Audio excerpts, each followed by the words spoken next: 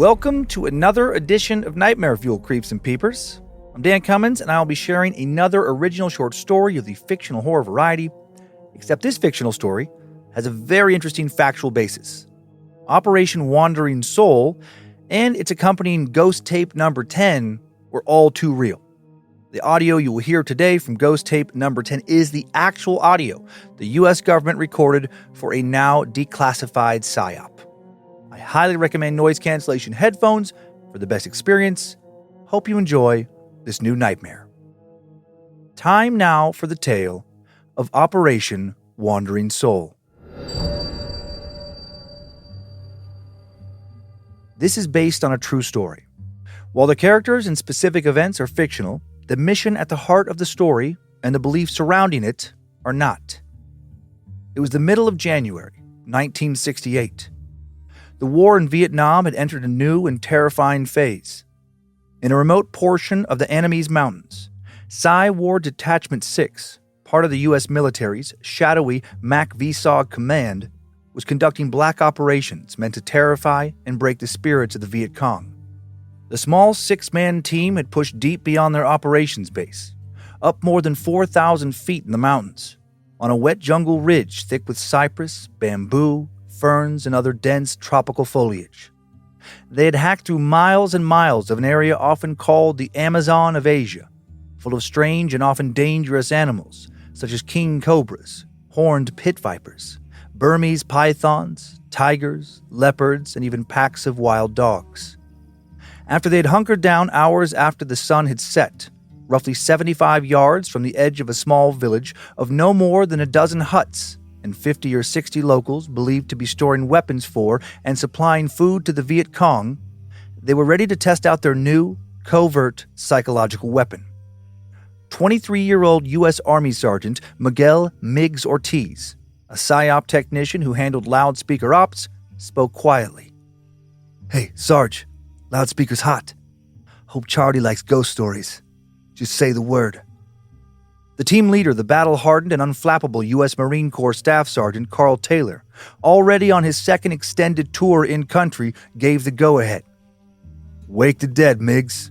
Let's see if this ghost shit actually works." The eerie soundtrack of the rainforest at night, that unsettling cacophony of large insects, birds, reptiles, and other nocturnal predators, was about to be drowned out by the sounds of ghost tape number 10. Part of a classified operation called Wandering Soul, Ghost Tape number 10 had been created back at the 4th Psychological Operation Group's headquarters in Saigon in late 1967 by a team of U.S. military audio engineers who had worked with South Vietnamese soldiers hired as voice actors for several weeks.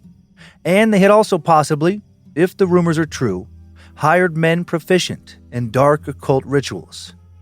The tape was meant to sound like the recently awakened dead rising to the soundtrack of a funeral dirge. Included in the audio was Buddhist funeral music and other eerie sounds, in addition to the voice of a young girl saying, "Come home, Daddy," and the ghostly voices of dead men warning anyone listening to go home and be reunited with your loved ones so that you could avoid the same tragic fate as they had suffered. According to some in recent years, this tape wasn't just meant to sound like the recently awakened dead. It was the sound of the recently awakened dead. Audio of actual tormented spirits. The Americans had been playing this audio over loudspeakers from helicopters near Viet Cong and NVA positions at night for weeks to try and prevent enemy soldiers from resting, to scare them out of their slumber, and if the paranormal rumors are again true, to run them from their positions by literally raising the dead, at least in spirit form. Dead who could possibly harm, and even kill, any stubborn soldiers refusing to flee. Psy War Detachment 6 was sent into the jungle to witness what happened from the ground when ghost tape number 10 was played near a village, thought to be a Viet Cong stronghold, an important resupply point.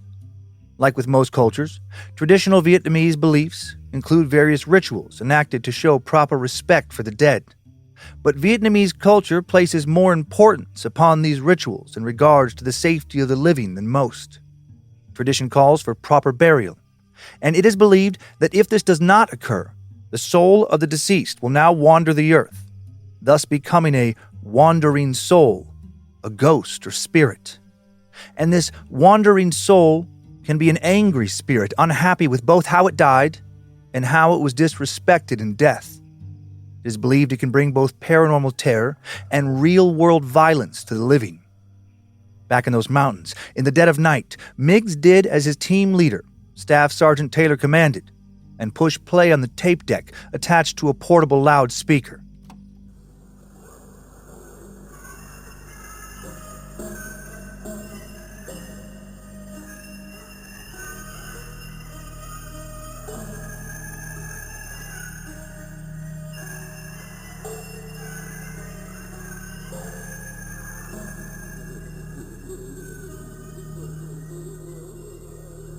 "Damn, Miggs, that's spooky as hell," muttered their RTO, Lance Corporal Rich Anderson, 21-year-old rifleman. Lance had been in country for a little over 3 months. He'd been a part of 2 successful operations during that time and had even been in a few firefights and killed a couple of VC. But this was his first time working with PSYOPs, and it was definitely the first time he'd ever been part of anything like this. And he didn't like it one bit. 31-year-old ARVN interpreter and Psywar liaison, Sergeant Lei Van Quang, liked it even less. He'd been wary of this mission from the very start and reluctant to go on it. He would have happily turned it down were there not concerns about his loyalty to the Americans in South Vietnam. He was afraid if he had said no, that existing suspicions that he might be loyal to the Viet Cong due to where he was from and his previous membership in the National Liberation Front of South Vietnam when he was still a young schoolteacher would have been dangerously exacerbated. He shook his head, closed his eyes, and whispered a small prayer in Vietnamese to the Mother Goddess, asking for protection from evil and angry spirits. If he hadn't been afraid of the judgment he would have received from his American team members, he would have also offered up a small tribute to any recent dead in the village. "My Lord, I don't care for that one bit," whispered 25-year-old Corporal David Doc Parsons uncomfortably. Doc was the team's second Marine and medic, a devout Baptist and fiercely patriotic young man who was on his way to becoming a doctor back in Missoula, Montana, before he felt morally obligated to help America's efforts in stopping the spread of communism. He had a strong belief in and respect for the spiritual world. "This doesn't feel right," he muttered. "Feels like we're messing with forces we don't understand." "Shit," scoffed 22-year-old Private First Class Eli Big Dog DeWitt, the group's machine gunner. "Charlie got you question your beliefs, Doc?" Eli had a tough exterior, but was probably the softest member of the crew underneath it. He'd only been in country for 6 weeks, and unlike the rest of the crew, he'd never wanted to go to Vietnam. He'd been drafted. He missed his dog and his grandma back in Michigan, the woman who had raised him fiercely. As opposed to a few of his teammates, he had no moral qualms or concerns of any kind over playing the ghost tape, however. No part of him believed in ghosts or in anything of that sort. "No," Doc answered him quietly. "Lord works in ways we don't always understand, and so does the devil." "You knew what you were getting into, Doc," Staff Sergeant Carl Taylor stated flatly. "Stay strong, Corporal. The point is to scare Charlie, not ourselves." Before Doc could respond, or anyone else could add anything more, the team heard a man shouting in what the Americans assumed was Vietnamese. But Sergeant Lei Van Quang immediately recognized it as Thai. Big Dog was the first to spot the man. "Sarge, we got movement at 2 o'clock. 1 Tango coming in hot." Every other member of Psywar Detachment 6 now quickly also saw him. A young Asian man between the ages of 25 and 30 running towards them, waving his arms and repeatedly shouting something they couldn't understand. By the time Staff Sergeant Taylor spoke next, this man was less than 60 yards away. "The fuck is he saying, Quang?" "I don't know, Sarge. He speaks Thai," Quang said. The audio they were playing had already been making him wildly uncomfortable, and now he's feeling more unsettled. The ghost tape was wrong, and not just in the way that it was scaring the villagers. It felt real, evil, and he wondered if the man coming towards them was possibly trying to get them to stop playing it. "Find out if he speaks Vietnamese, now! Tell him to stop running before we stop him," Taylor commanded. While Big Dog put him in the sights of his M60 machine gun, Sergeant Quang yelled out in Vietnamese for the man to stop running and hold his hands up. But he didn't. The man didn't understand what he was saying. He just kept running and waving his arms frantically and yelling loudly and urgently. He was now only 45 yards out, moving fast and showing no signs of slowing down. 40 yards out. 35. After a few tense moments while several members of the team stared at him and awaited their next move, Staff Sergeant Taylor spoke firmly to his gunner without taking his eyes off the running man. "Light him up, big dog." "Yes, sir," replied Eli coolly. And then he pulled the trigger and unleashed the hot hell that was the M60 7.62 NATO slugs. In a short burst of not much longer than a second, Private DeWitt sent 10 scorching rounds into the man's upper torso, sending him airborne, his legs kicking out as his body snapped backwards mid-stride, landing hard on his back. He was dead by the time he was on the ground. The team now heard screams and wails from the village the man had run towards them from. Staff Sergeant Taylor, worried that other possible VC could be approaching, yelled out the following order. "Miggs, kill the tape. Now! Everybody, eyes out. Quiet." Staff Sergeant Taylor's jaw clenched as he scanned the village in front of his team and listened to the continued screaming carrying across the heavy night air. The light from various oil lamps could now be seen from inside the simple jungle homes on stilts, constructed out of woven bamboo panels and wooden planks with simple curtains in place of doors, and either tin or thatched roofs woven together from dried palm leaves.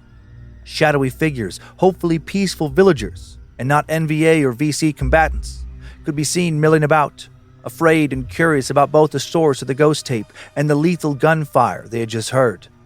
Taylor motioned with his left hand, swept it forward, and then barked. "All right, on me. We're going in. Big Dog, take point. Kwong, with me. Anderson, watch our 6. Doc, you help Miggs bring the audio. Let's move. Quiet and tight." The 6-man team moved like ghosts through the dripping underbrush, boots sinking into the soft jungle loam. As they approached the village, they saw almost no other young men like the one they had just killed. They'd all likely already been lost to the war or were off somewhere else fighting. Women, old and young, clutched small children. Most of the older men stood silently, wide-eyed, whispering or sometimes shouting at one another in their foreign tongues. "They all Thai," Kwong muttered to Taylor, scanning the villagers' faces. "Lao Thai, ethnic minority group, not Vietnamese. They won't understand us." As Taylor and his men, weapons still drawn, stealthily walked out from the shadows of the jungle and into the village, he growled under his breath in frustration, then raised his voice and called out, "Anyone here speak Vietnamese?" "Vietnamese!" he quickly repeated. "Anyone speak it?" There was no response, only frightened stares and murmurs in a language none of the Americans recognized. But then one man stepped forward, a wiry elder who looked like he was in his late 60s, bare-chested but wearing a necklace strung with tiny animal bones. His eyes were sharp but wary. He spoke slowly, in stilted Vietnamese, to Kwong. Kwong listened and frowned. Then he turned to Taylor and said, "He say man we shot tried to warn us. He knew what he hear. It was recording of ghosts. He say, this place haunted already. Many have died on mountain. Too many. Dead here, not at peace. Not good to wake them." Taylor scoffed and shook his head. "Shit. Well, that ghost recording works better than I thought it would. They didn't flee, but sure as hell rattled him."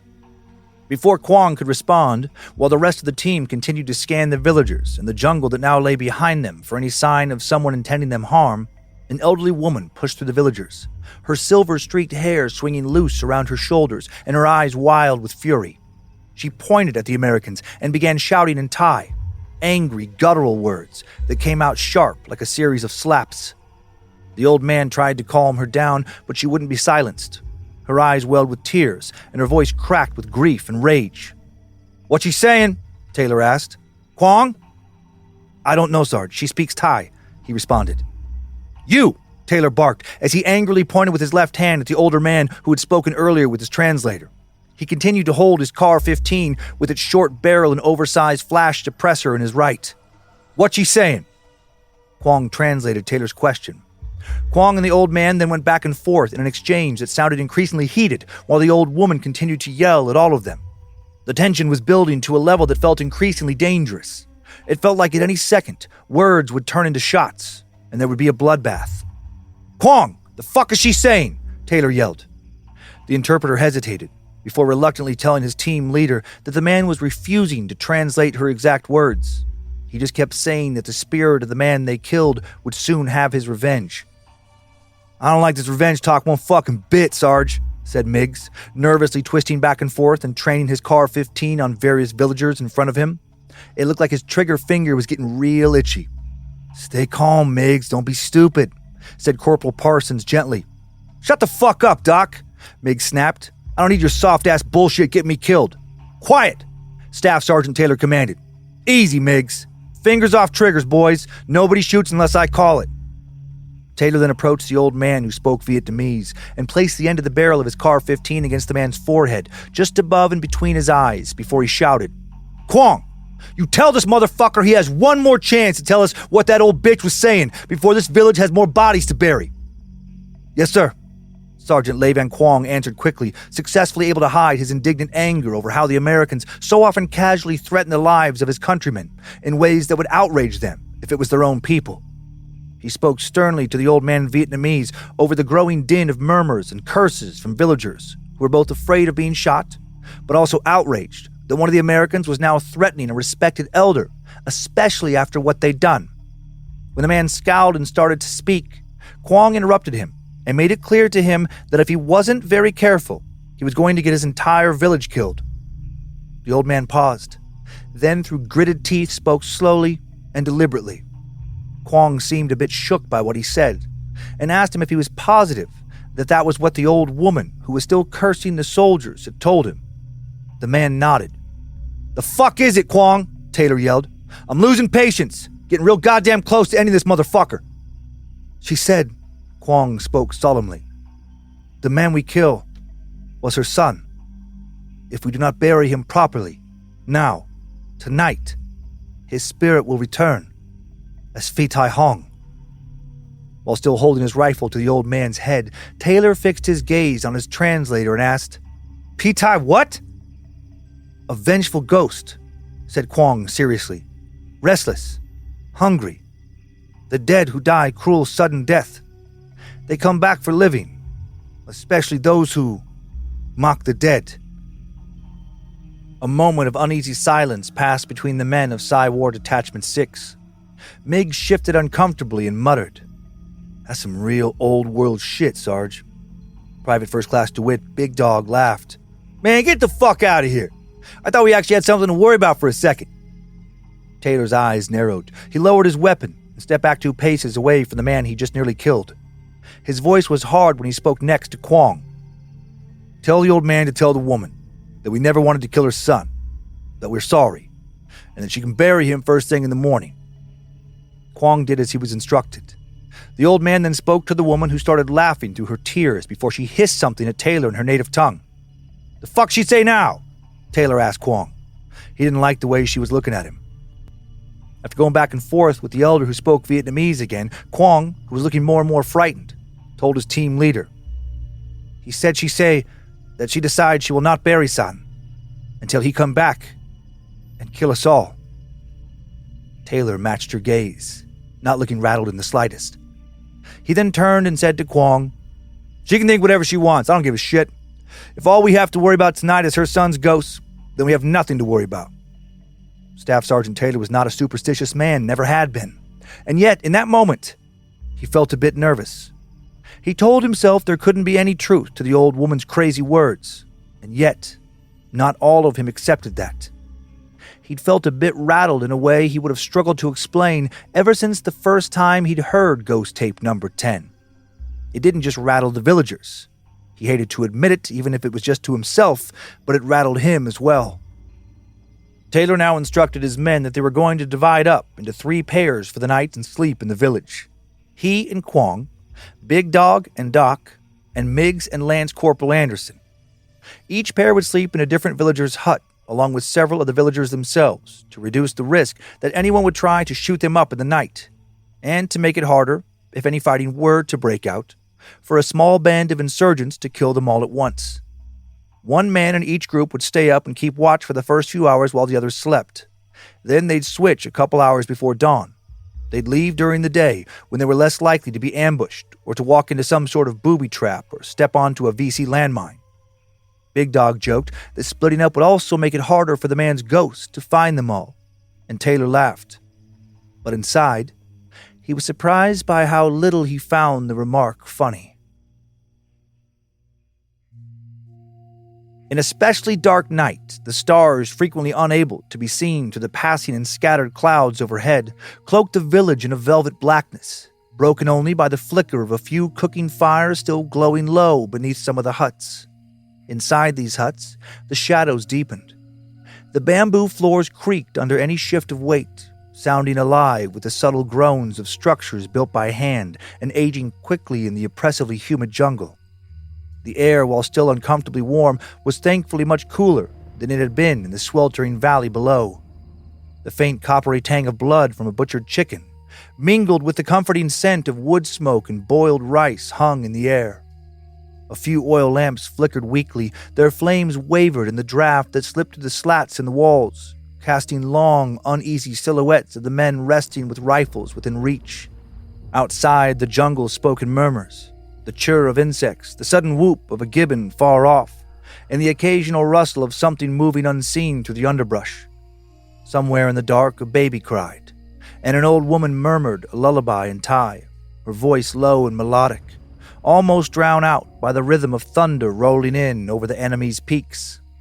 Marine Staff Sergeant Carl Taylor and his ARVN Psywar liaison and interpreter, Sergeant Lei Van Quang, stayed in the home of the elder, the man who spoke Vietnamese, in addition to Thai. The interior of the man and his family's hut was dim, lit only by a single small clay oil lamp hanging in the corner closest to the blanket that passed for a door, next to a battered tin basin and a chipped ceramic bowl. The air was thick with the earthly scent of damp wood, old smoke, and something slightly sweet, fermented rice perhaps, or drying herbs hanging from the rafters.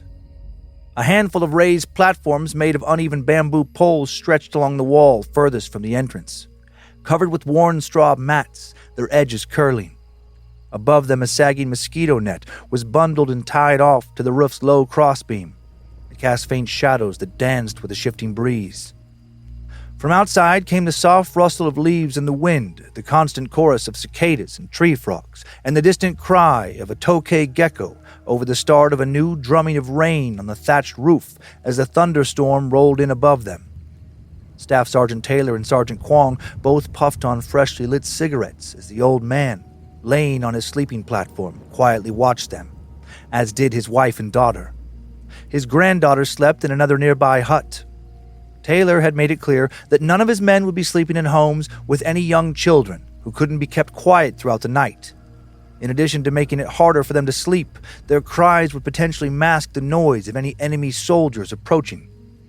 Quang had seemed especially nervous and rattled ever since he'd heard the old woman's claims about her son's ghost coming for them. Now Taylor asked him directly, "You worried about that man's ghost coming for us?" Quang took a contemplative pause and a long drag of his cigarette before he answered Taylor's question with one of his own. "You do not believe in ghosts?" Taylor shook his head as he began to answer. "No. I worry about the living. I'm more worried about that man's mother coming for revenge than I am about his spirit." But, he thought to himself, he was a bit worried about the ghost as well, wasn't he? If he wasn't, why had he asked Quang about it? He could tell himself he was just making conversation, but he knew there was more to it than that. Quang nodded before he asked another question. "You never see a ghost?" Taylor took another drag as he thought it over. "No," he said truthfully. "Never. My sister and I thought we heard a ghost in the attic of our house growing up. We got good and scared. But then Dad went up there and found our spirit. It was nothing more than a neighborhood cat. What about you? You ever seen a ghost?" "Yes," Quang said confidently and without hesitation. "Many time. My father died when I was young, but he come back many time. Everyone I know has seen ghosts." Taylor mused. "I don't think I know anyone back home who are as convinced as you that they've seen a ghost. Why is that? Why would there be so many ghosts over here, but not back home in America?" Quang looked up and thought for a while about Taylor's question as he continued to smoke. Finally, he said, "Maybe land here more spiritual. Maybe you have to believe. Maybe spirit must feed on belief to return. Or maybe it's just a bunch of bullshit superstition," Taylor said dismissively, before he added, "You never answered my original question. Do you believe what the old woman said about her son? that he could come back as a what did he call it? Phi Tai Hong, Kwong answered. Vengeful spirit. And then he looked almost embarrassed. It was hard to make out his exact expression in the low light when he said, Yes, I believe in Phi Tai Hong. I grew up next to Tai family.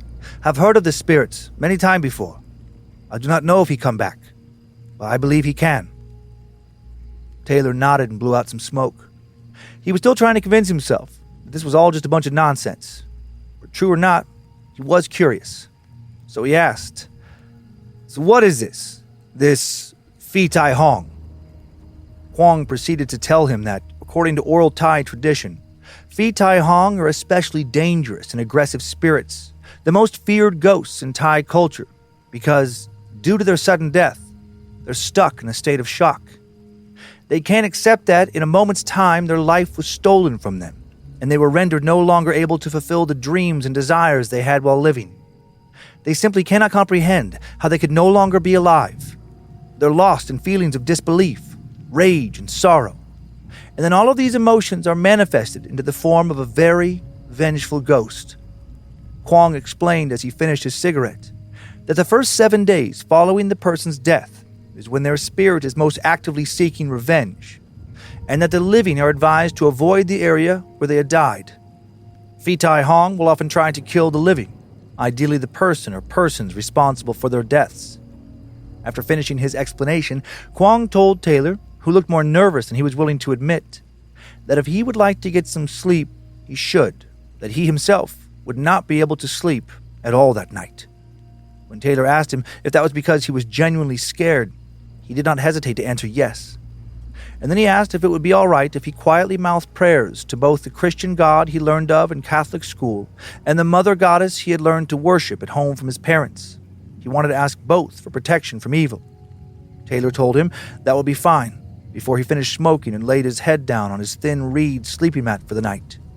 He rolled up his jungle blouse to use as a pillow, the fabric still warm from his body and faintly reeking of sweat, mildew, and the faint metallic tang of CLP gun oil.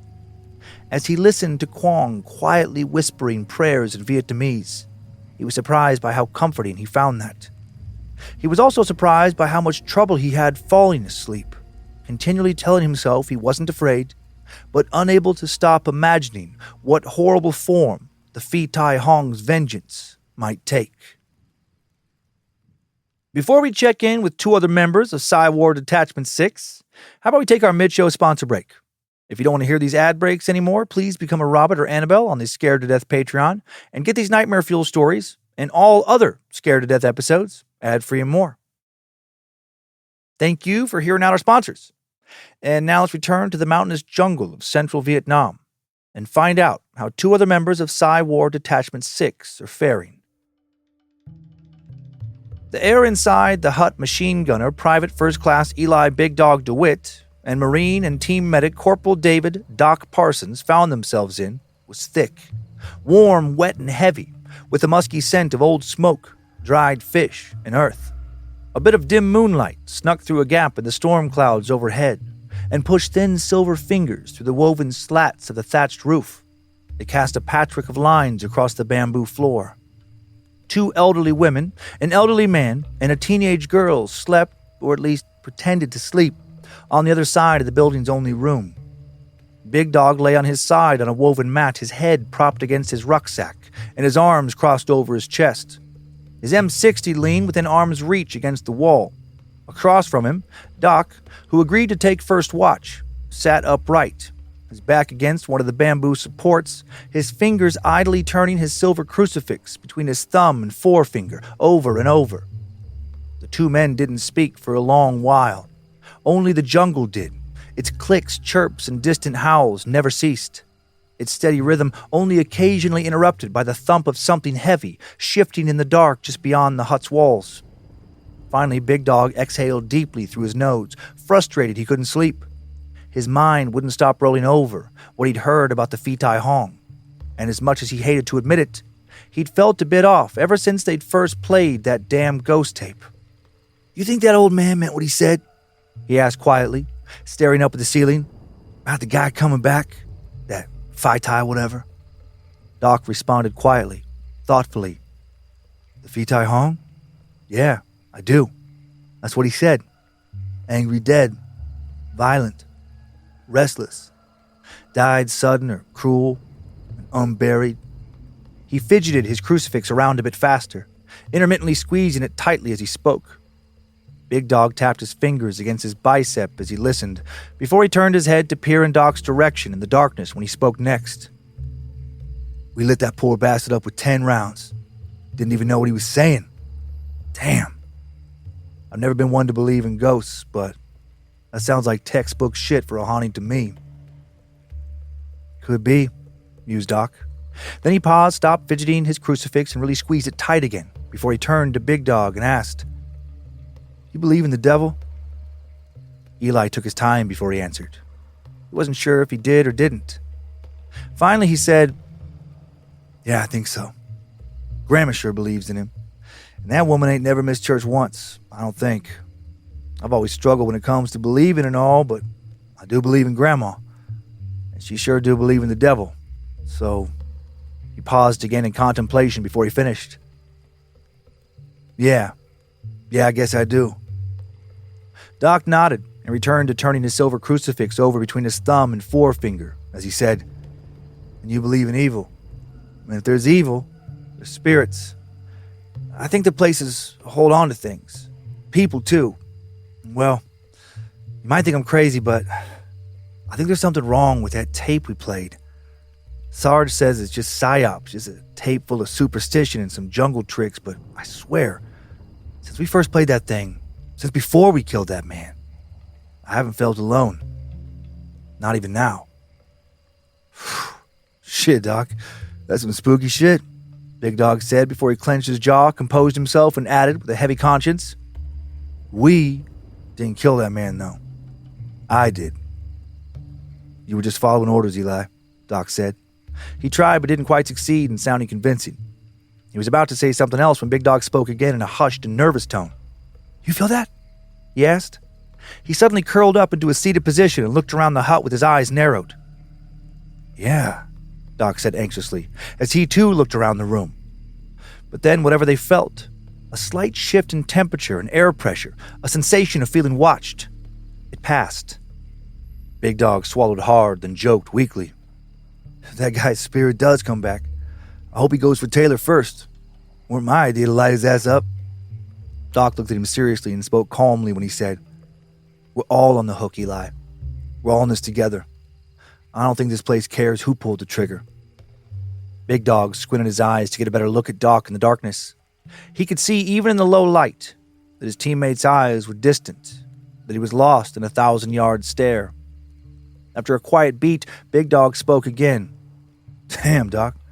I thought you were trying to cheer me up for a moment. I was just hoping to get some sleep tonight. So was he, Doc said with unmistakable notes of sorry and regret in his voice. Big Dog grimaced and said, You're real comfort, you know that? Just trying to tell the truth, Doc replied before the two men lapsed back into an uncomfortable silence. Outside, the jungle's lullaby rolled on behind the rain with clicks, hoots, and strange, unsettling shrieks that rose and fell like breathing. For the next several minutes, Big Dog was desperate to get some rest, but he couldn't. He gave up, crossed his arms behind his head, opened his eyes, and stared at the roof. Doc continued to sit and stare towards the door, lost in thoughts of home, and also worried about what he might see before the night was over. In a low, frustrated voice, Big Dog complained, Goddamn humidity makes it feel like my piss is going to steam. Doc smiled, maybe for the first time since he'd set up the loudspeaker to blast that evil psyop audio hours earlier, before he said, Too much information, brother. Big Dog smiled too, but he had to force it. He really didn't want to go outside. Not alone. He couldn't stop thinking about that strange moment he and Doc had shared just a few minutes before, that feeling of being watched. And when he wondered what might have been watching him, his mind couldn't stop returning to thoughts of the Fitai Hong. But he wasn't so scared that he was willing to piss himself. I'll be back in a minute, he said as he quietly rose to his feet. If I ain't, don't wait up. He chuckled softly, again trying to force himself to feel better than he did, and then he grabbed his .45 caliber Colt M1911 and flashlight before he slid out of the hut's low doorway, and into the night. Big Dog stepped down off the hut's raised bamboo platform and onto the wet grass of the jungle that seemed almost too quiet now, like it was holding its breath. After he looked around to make sure no other villagers, or anyone else, was watching him, he walked a few yards to the edge of the village, unzipped, and glanced around nervously before he decided to leave his flashlight off. He didn't want to make himself an easy target. Behind the tree line, black mountains loomed above him. Tendrils of mist wove to and fro, through and just over the trees. And then he felt it again, that off feeling from before. And this time it was accompanied by a scent, the smell of soil and rot. He finished pissing, exhaled, turned back, and froze. Something moved between two trees in the distance. Or maybe not? Before he yelled and woke up the whole damn village, he squinted and drew his pistol, pointing it out into the darkness. "Ah, ain't nothing," he whispered tightly. "Just a bat or something." And then slowly he began to walk back towards the hut. Meanwhile, Doc stared at the doorway. Something felt wrong. It was too quiet outside. He could tell Eli had been a little shaken when he'd left, and that he hadn't really wanted to step out, even just to take a piss. There was no way he would have ventured very far. Doc assumed he'd probably only walked 10 or so yards from the door. Doc had also thought he might have heard him pissing. It was hard to tell with the rain. He'd also thought that maybe he'd heard him zip back up. But since then, nothing. No sound of boots squishing into the mud, no whispered curses, no snarky, "Miss me?" as he walked back into the hut. After he waited a few more moments, Doc couldn't handle the suspense any longer.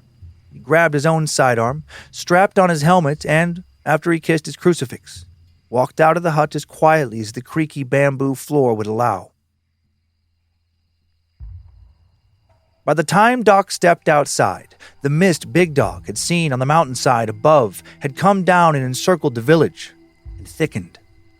Doc scanned the area around the hut he'd been in as best he could with his flashlight off, before he crept around the side of the hut, his eyes thankfully already adjusted to the dark about as much as they could be. Then he saw movement. He saw the figure of a man who staggered towards him from just inside the mist at the tree line, barely visible in the dim starlight of the rainy, cloudy night. "Eli? Big Dog?" he softly called out. When there was no answer, he raised his gun and pointed it at the figure lurching closer at a low shuffle. "Big Dog!" he quietly called out again, his finger now dancing just above the trigger. Then, thankfully, the shape emerged fully from the mist, and it was indeed his gunner, Private First Class Eli Big Dog DeWitt. But he was covered in blood. His shirt was soaked, dark red glistening across his chest, multiple holes torn through the fabric. His jaw hung slack, his eyes were wide and vacant. How? Doc wondered, his mind reeling.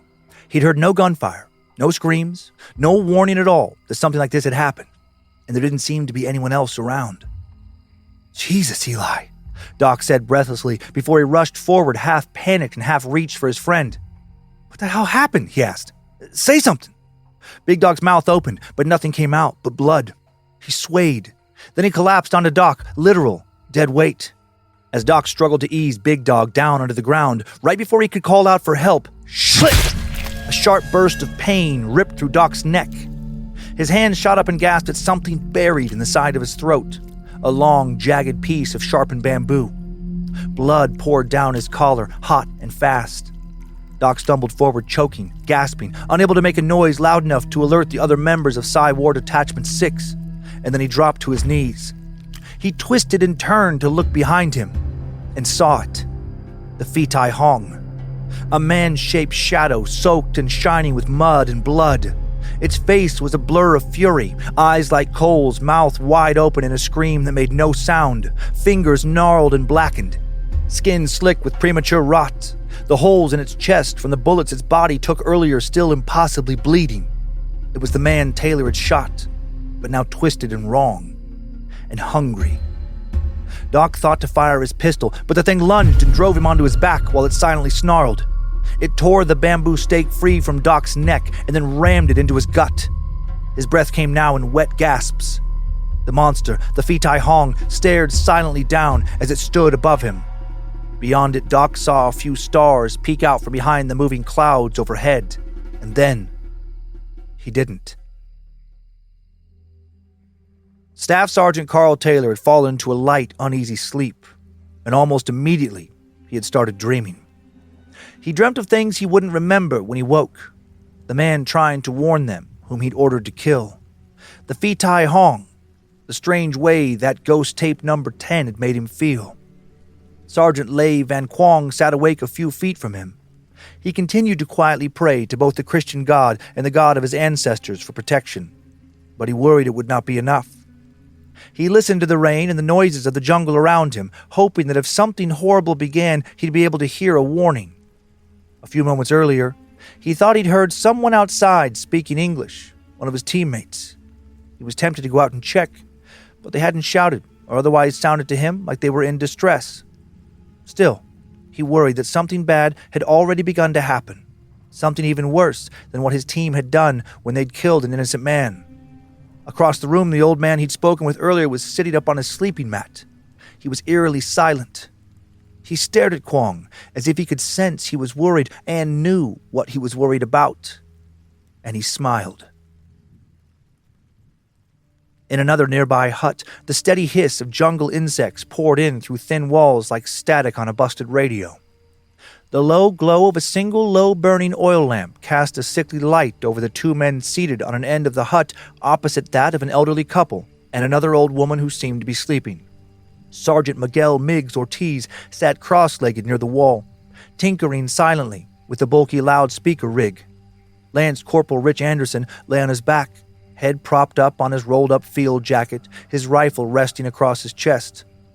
Neither had said much since the screaming had died down in the village an hour or so earlier, before Taylor had divided them up and given them their assignments for the rest of the night. The relative silence around them felt loud now, pressurized. Anderson, unable to sleep, finally spoke in a whisper. "You think that old lady really meant what she said?" Miggs didn't bother looking up when he answered. "About the guy we shot coming back from the dead? Turning into some angry jungle ghost?" He gave a hollow chuckle, but there wasn't any humor in it. "I don't know, man. She looked serious. Real serious." Anderson shifted uncomfortably before he spoke again. "She looked pissed. I mean, how could she not be? We killed her damn son. Shit like that makes me wonder sometimes if we're the good guys or the bad guys. And that elder, I don't think he translated everything she was really saying." Miggs set the speaker down with a soft clack and leaned back against the wall. "Shit, I don't know, man," he said wearily. "This whole night has felt off, you know? Shit, this whole operation has felt off. And you know the worst part?" he asked, his eyes distant. "What?" Anderson responded. Miggs spoke gravely. "I've listened to Ghost Tape number 10 like 10, 12 times. Had to back at the firebase. Testing the volume, checking for playback issues." He rubbed his face. His fingers lingered at his eyes. By the third or fourth time, I started feeling weird. Not like scared exactly, but like it was sticking to me. Like something in that audio just wasn't audio. Like it got in me or something. Anderson frowned and furrowed his brow. "Jesus."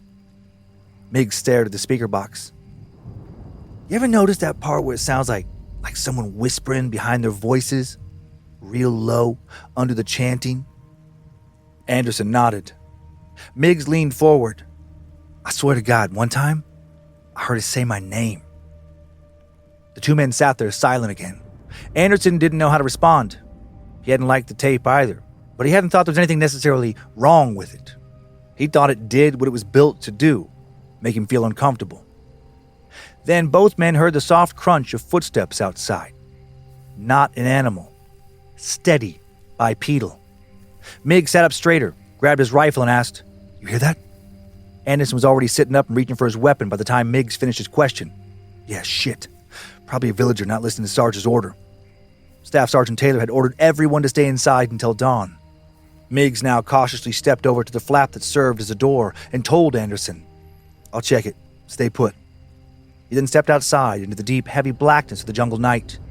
The oil lamp from inside the hut barely spilled light outside the door. The village was dead quiet. Nothing but the hum of bugs and the far-off soft squeal of some nocturnal creature. "Hey," Miggs whispered sharply. "Whoever's out here, you're supposed to be inside," he said as if anyone could understand him. "Go back to your—" And then his words broke off with a sharp gasp. Inside, Anderson stood up. "Miggs," he hissed. No reply, just the buzz of insects. Anderson, carrying his M16, walked over to the doorway, paused to listen for movement, heard nothing, and then stepped outside. His eyes intensely scanned his surroundings. "Miggs," he whispered. Still nothing. He moved forward cautiously, wanting to take his flashlight and turn it on, but not wanting to take either hand off of his rifle. And then he saw something. A man-sized shape slumped near a well at the edge of the huts. "Miggs," he whispered harshly, creeping toward the well and wondering how he could have gotten over there so quickly and quietly. "Come on, man, answer me," he spat, eyes locked on the slumped figure. He wanted to yell out for his teammates, but he also didn't want to give away his position if the enemy was near. But if that enemy is the Phi Tai Hong, his mind worried, will it even matter who tries to save you? Anderson froze when he got close enough to really see what he'd been looking at. Miggs was leaning against the stone lip of the well, as if he was peering down in it to see what was inside. He was slack-jawed, his arms hanging down beneath him like broken branches. His body was upright, but only because a long, sharpened bamboo stake had been driven up through his mouth and out the top of his skull, pinning him there like a grotesque scarecrow.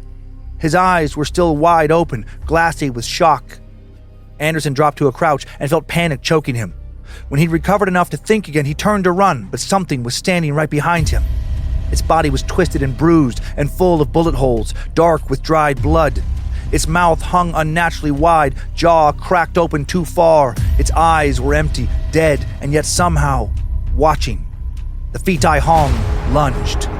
Anderson almost managed a single scream before its fingernails turned into claws thanks to its unnatural transformation. Jagged and splintered like cracked bamboo, they ripped across his throat and sprayed hot blood into the night. His scream never left his mouth. It had died just before he did. Only 2 members of Psy Ward Detachment 6 remained, one being the man who had given the order to shoot down the villager, who was now a monster. Sergeant Kwong just faintly heard over the rain and whirring of insects and other jungle noises what sounded to him like a man running, as Staff Sergeant Taylor continued to slumber near him. A few moments later, Kwong heard what sounded like whoever had been running fall to the ground. His mind went to the Phi Tai Hong. He worried that the sounds he had just heard outside were connected to it, that the man they had killed had truly turned into a vengeful spirit like his mother had warned. His stomach had felt sick even before he'd heard the movement outside. It had felt like a blanket of dread had been settling onto the village as the night deepened. He didn't want to. He wanted to stay inside until the morning light, but he knew he needed to go check out what he'd heard. He also knew he needed to do it quietly. Sergeant Taylor would want him to wake him, but if whoever was outside was a villager who had defied Taylor's orders to stay inside until dawn, he worried there could be a confrontation, and then it could escalate into another innocent villager, or perhaps several, also ending up dead. It would be best to head out alone. He grabbed his rifle and slowly rose to his feet as he continued to whisper his barely audible prayers. His light weight and soft step helped minimize the groans and creaks of the bamboo floor as he slowly made his way to the opening. Before he stepped outside, he looked back and saw that Taylor was still lightly sleeping. He also looked over and saw that the old man who spoke Vietnamese was still watching him, and still smiling that knowing smile he didn't care for one bit. Kwong stepped down off of the hut's raised bamboo platform and onto the wet grass of the jungle. He looked around as far as he could see in every direction and saw nothing. He didn't hear much either. Suddenly the jungle beyond the huts had fallen strangely still. No frogs, no cicadas. Just the distant hiss of wind threading through bamboo stalks, the light falling of rain from the storm that was now weakening, and the echo of something ancient pressing in from the dark. He padded past the fire pit and toward the well. The moon broke through the thinning clouds and hung high and pale, its glow catching in the mist that now crept low inside the village along the ground. He circled the nearest hut, scanning the tree line. Nothing. But then he saw it. The figure stood at the edge of the clearing, just where the jungle began again. It was the man they'd shot, or what was left of him. He was now both shadowy and bloodstained, his mouth opened wide and trapped in a scream. His eyes were black, no whites, no irises, just deep circular pools of void. His arms too long and too crooked, his hands turned into claws with gnarled fingers and blackened skin. The Phi-Tai Hong. Kwong froze. He didn't bother to raise his weapon. He knew it would be useless. His breath trembled in his throat as the spirit stared at him with its dead, soulless eyes. And then it tilted its head, just slightly, as if considering him. He expected pain. He expected death. But neither came. Instead, from behind him, a woman's voice spoke quietly in Vietnamese. "You should not be here." Kwong spun around. It was the old woman, the mother. She could speak his native tongue after all. She stood only a few feet away, her thin frame cloaked in a shawl, face creased with sorrow and fury in equal measure. Her eyes burned with knowing. "He knows you. Knows you did not want this," she said in Vietnamese, slow and careful. You are from this land. You honor our ways. You respect the old ones." She looked past him toward the spirit, and her voice thickened. "But he is full of rage. A spirit of hot blood. You must go, now, before his fury forgets who you are." Kwong's lips parted, his throat dry. "And the others?" he asked softly. She shook her head. "This is not your fight. You still have a chance." Behind him, the Phi-Tai Hong had moved, but he could feel it, like a furnace burning behind his back. "Run, child of Vietnam," she said. "Run now." Kwong did. He turned and sprinted out into the darkness of the jungle, leaves slapping his arms, branches hitting his face. The nightly noise of the jungle had returned. It was behind him, where the silence of the village now hung heavy. He paused and turned to look back. The Phi-Tai Hong watched him, but didn't chase. But he knew in his bones, if he didn't start to run again, it would. So he turned and fled, and he wouldn't stop moving until the dawn. Staff Sergeant Carl Taylor snapped awake with a gasp, heart jackhammering in his chest. A not-so-thin layer of dirty sweat clung to his skin. His shirt was soaked. His dream, no, his nightmare, still clung to him like a wet shroud. Black eyes, blood pouring from multiple holes, a bamboo stake dripping with fresh blood, a face staring back at him from the shadows, not quite dead, not quite alive. He sat up fast, hand instinctively going to the car 15 beside him. Then he noticed he was alone. "Kwong!" he rasped. No answer. He stood, grabbing his rifle and stepping towards the door of the hut. "Kwong!" he barked louder this time. "Sound off!" The old man, the village elder who spoke some Vietnamese, stared at him from his seated position on his cot across the room and smiled, his face wrinkled with amusement. He muttered something in Vietnamese and let out a dry laugh. Taylor pointed his rifle at him. "Where is he? Where's my team?" The old man didn't answer in English. He just stared at Taylor and spoke now in Thai, saying in a low, eerie tone, "Your ghosts are already walking. You will join them soon." Taylor didn't need a translator to understand there was something chilling behind his words. He strode quickly towards and out of the hut's opening, rifle drawn and pointed wherever he stared. Out in the night, he moved toward the center of the village, yelling now, his voice cracking, full of both fury and fear. "Anderson! Big Dog! Doc! Miggs! On me! Now! Weapons hot!" He was answered first by silence, and then by the rustle of villagers waking, stepping out of their huts, their oil lamps glowing like floating eyes in the mist. More and more of them came outside, whispering to one another in hushed Thai as Taylor twisted back and forth, leveling his rifle towards them as he shouted, "Get back inside! Go on! Back in your goddamn huts!" But his voice sounded small now, weak. They didn't move. They just stared.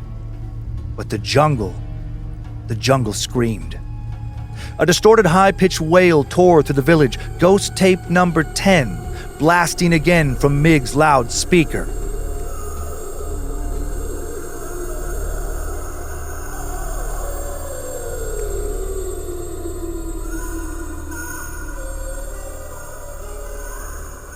The cries of the damned, twisted Vietnamese voices, shrieks layered over groaning tones of death and loss drowned out the nightly noises of the jungle. Taylor, his blood turned cold. When he was finally able to think somewhat clearly, he bolted towards the sound, cursing under his breath.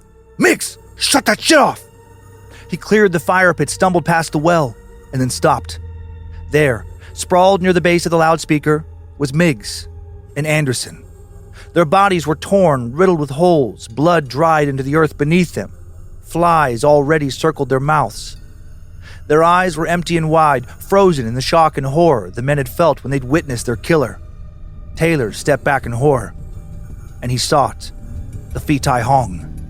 The malevolent spirit stood near the edge of the clearing again, unmoving, watching.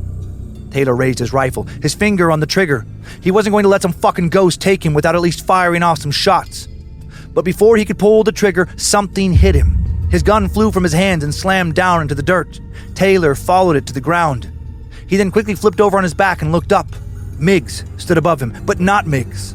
A ghost, translucent, pale, blood still soaking the front of his flak vest, eyes black as the jungle night. "You brought this here," the ghost of Miggs whispered. "You brought this evil. Now it won't leave." Taylor stumbled back, his breath caught in his throat. Then he heard Doc's voice behind him. "You shouldn't have made him angry, man." Taylor turned. Doc's ghost stood before him now, its throat a torn mess, bamboo still embedded in the wound. "No, no, Jesus, no!" Taylor screamed. He turned again, only to see Anderson and Big Dog stepping out of the shadows, faces twisted not with rage, but with a sorrowful acceptance of their fate, and with resignation over what they must do next. "Please," Taylor gasped, dropping to his knees. "I didn't know. I was just doing my job just like all of you." They didn't answer. They just kept coming. The last thing Taylor would ever feel would be a great silence when the ghost tape cut off. So total, so final. It felt like the jungle itself had drawn a breath and decided to never exhale. That silence had followed his screams as the spirits of his men and the Phi Tai Hong descended upon him like a storm, a wave of vengeance, silent, merciless, inevitable, crashing down and leaving only his broken, bloody, torn, and punctured corpse in its wake. Following that silence, a soft chanting rose, low and steady, rhythmic. The villagers, still holding their lamps, began to speak in unison, their voices rising into the dark as they recited Thai prayers of protection, wards against the unclean dead. They surrounded the clearing now, forming a ring of flame and sound with their lamps and their voices. The Phi Tai Hong watched them, then turned. Slowly, the spirit walked back into the jungle, disappearing into the mist. Behind it, the ghosts of the fallen Americans followed, including the fresh spirit of Staff Sergeant Carl Taylor, silent and spectral. None looked back. The old mother of the fallen son, whose death was the match that had lit the night on fire, stepped forward into the center of the clearing, her voice stern and heavy as she pointed towards the dead. "Dig graves. Bury them. Bury everything they brought. Bury my son separate. The ghosts must sleep." Only the members of Psy War Detachment 6 would truly understand how Operation Wandering Soul had been both an unparalleled success and also a recklessly dangerous failure. It had not only terrified a village, it had somehow amplified the powers of the dead and helped give rise not only to the Phi Tai Hong, but also to its victims. But the only member who had survived the night and could have shared the full story, or at least close to it, Sergeant Lei Van Quang, would never be seen by American forces again, and he would never share the horrors he witnessed with anyone. And that's it for this Nightmare Fuel. I hope you're entertained by today's tale, Operation Wandering Soul. Crazy that was a real U.S. military operation, right? And the Phi Tai Hong is an entity really still feared in parts of Thailand and in areas with Thai populations today. This tale, like all the Nightmare Fuels, was written by me, Dan Cummins, and scored by Logan Keith, who keeps getting better at ratcheting up the horror. If you enjoyed this story, check out the rest of the Bad Magic Productions catalog. Time Suck every Monday at noon Pacific Time, with little short sucks on some Fridays. And these Nightmare Fuel episodes on some Fridays as well. And new episodes of the now long-running paranormal podcast, Scared to Death, every Tuesday at midnight. Please go to badmagicproductions.com for all your Bad Magic needs, including all show-related merch, and stay scared. Magic Productions.